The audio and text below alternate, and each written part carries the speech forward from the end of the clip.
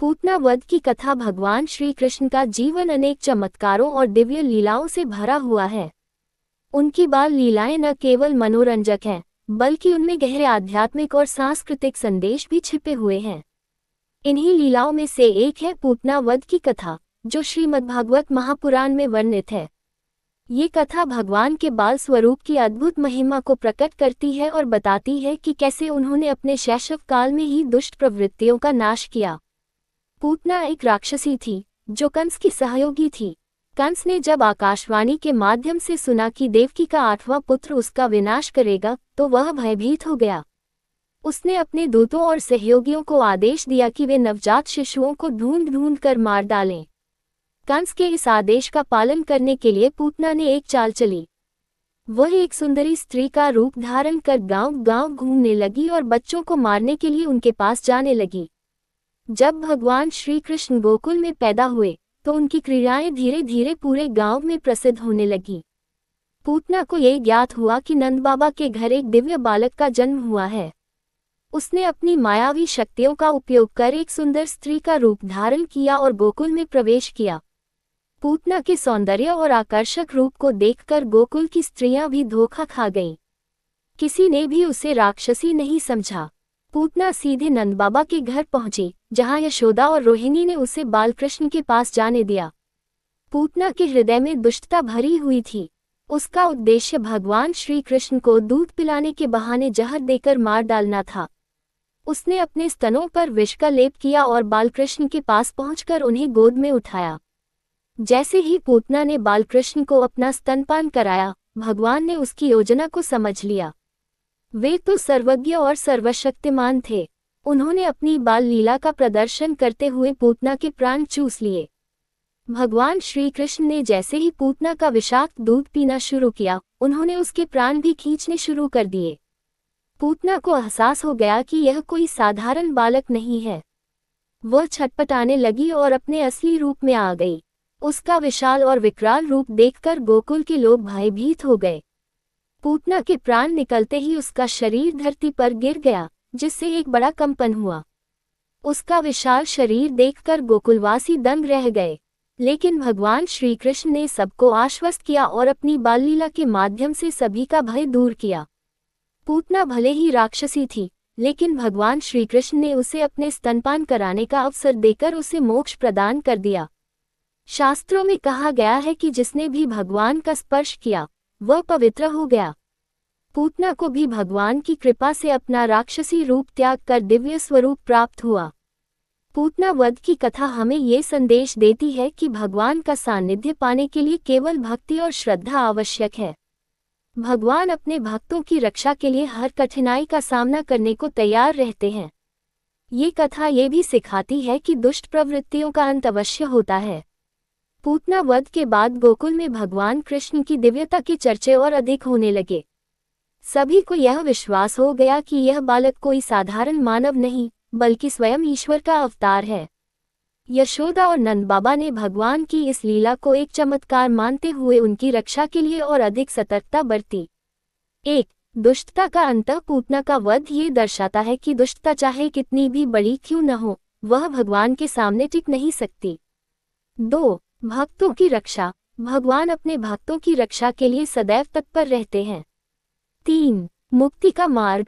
भगवान की कृपा से कोई भी, चाहे वह कितना भी पापी क्यों न हो, मोक्ष प्राप्त कर सकता है। पूतना के जन्म और उसकी पृष्ठभूमि। पूतना का नाम पूत पवित्र से लिया गया है, लेकिन उसका जीवन पाप और दुष्टता से भरा हुआ था।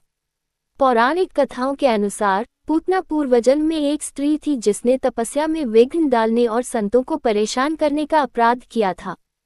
इस कारण उसे राक्षसी योनि में जन्म लेने का शाप मिला।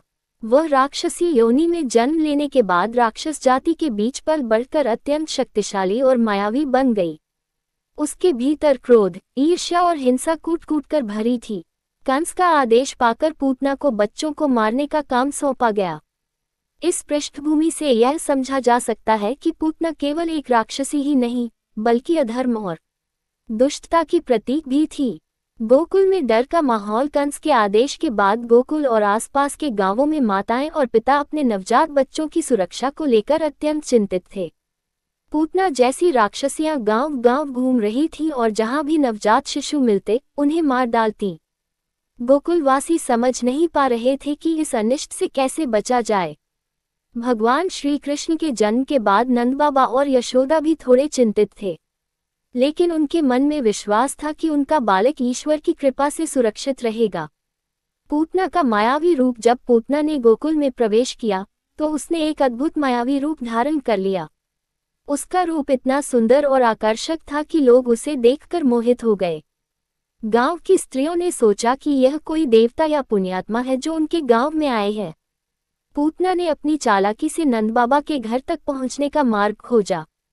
यशोदा ने भी उसे एक शुभ आगंतुक समझा और उसे अपने पुत्र श्री कृष्ण को देखने की अनुमति दे दी। जब पूतना ने भगवान श्री कृष्ण को अपनी गोद में लिया तो भगवान ने तुरंत उसकी दुष्टता को पहचान लिया। पूतना ने अपने स्तनों पर विष लगाकर उन्हें स्तनपान कराने का प्रयास किया। जैसे ही भगवान ने स्तनपान शुरू किया, उन्होंने न केवल विष को अपने भीतर ग्रहण किया बल्कि पूतना के प्राण भी खींचने लगे। पूतना ने अपने आप को छुड़ाने के लिए अपनी पूरी शक्ति लगा दी, लेकिन भगवान की पकड़ से बच नहीं सकी। वह अपने वास्तविक राक्षसी रूप में लौट आई। उसका आकार इतना बड़ा और भयानक था कि गोकुल के लोग डर से चिल्लाने लगे। जब पूतना का विशाल शरीर धरती पर गिरा तो उसका आकार कई योजन लंबा था। उसका मुंह भयावह और आंखें लाल अंगारों की तरह जल रही थीं। गोकुलवासी ये देखकर दंग रह गए कि यह राक्षसी कितनी बड़ी और भयानक थी। पूतना के शरीर से निकली विषैली गंध से पूरा क्षेत्र दूषित हो गया, लेकिन भगवान श्री कृष्ण के दिव्य प्रभाव से यह गंध शीघ्र ही समाप्त हो गई। गांव के बुजुर्गों ने पूतना के शरीर का दहन किया और भगवान के प्रति कृतज्ञता व्यक्त की।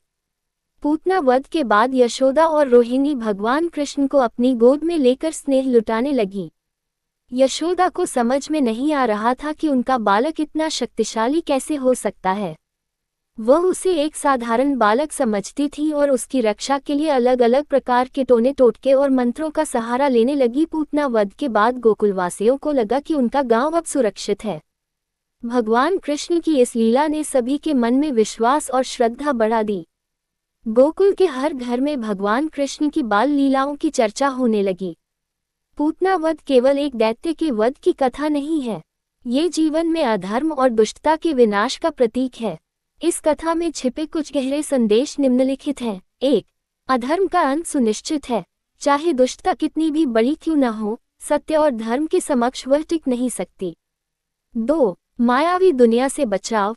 पूतना का मायावी रूप इस बात का संकेत है कि कभी कभी जो दिखता है वह सच नहीं होता। हमें सच्चाई को पहचानने की क्षमता विकसित करनी चाहिए। 3. दया और मोक्ष। भगवान श्री कृष्ण ने पूतना को न केवल मारा बल्कि उसे मोक्ष भी प्रदान किया। ये दिखाता है कि भगवान अपने शत्रुओं के प्रति भी करुणामय होते हैं। पूतना वध की कथा आज के जीवन में भी प्रासंगिक है। ये हमें सिखाती है कि हमें अपने आसपास की बुरी शक्तियों को पहचानना और उनसे बचना चाहिए। ये कथा ये भी प्रेरणा देती है कि सच्चाई, विश्वास और भक्ति के साथ हर समस्या का समाधान संभव है। पूतना वध की कथा भगवान श्री कृष्ण की महिमा को प्रकट करती है। ये बताती है कि भगवान अपने भक्तों की रक्षा के लिए सदैव तत्पर रहते हैं। पूतना जैसी दुष्ट प्रवृत्तियों का अंत निश्चित है और सत्य की हमेशा विजय होती है। श्री कृष्ण का जीवन हमें सिखाता है कि सच्चाई, धर्म और भक्ति के मार्ग पर चलने वाले व्यक्ति को कभी भयभीत नहीं होना चाहिए।